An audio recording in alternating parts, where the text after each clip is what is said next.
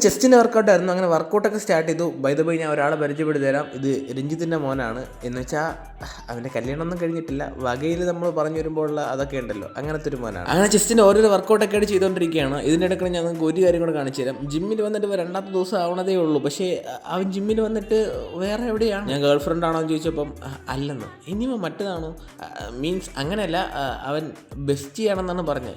അതെന്തെങ്കിലുമൊക്കെ ആവട്ടെ. അപ്പോൾ അങ്ങനെ ട്രൈസിനുള്ള വർക്കൗട്ടും കഴിഞ്ഞിട്ട് നമ്മൾ ജിമ്മിൽ നിന്ന് അങ്ങനെ ഇറങ്ങി. ജിമ്മിൽ നിന്ന് ഇറങ്ങി വീട്ടിലെത്തിയപ്പോഴത്തേക്ക് പപ്പിക്ക് ഒരേ സ്നേഹപ്രകടനം. എന്താണെന്ന് അറിയത്തില്ല, പപ്പി ഭയങ്കരമായിട്ട് സ്നേഹം പ്രകടിപ്പിച്ചുകൊണ്ടിരിക്കുകയാണ്.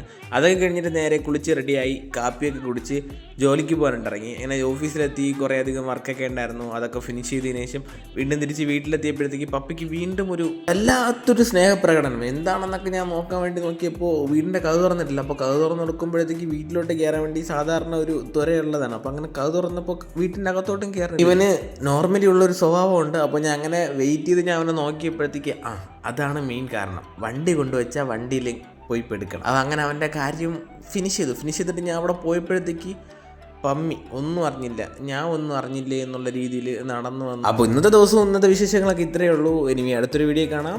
ബൈ.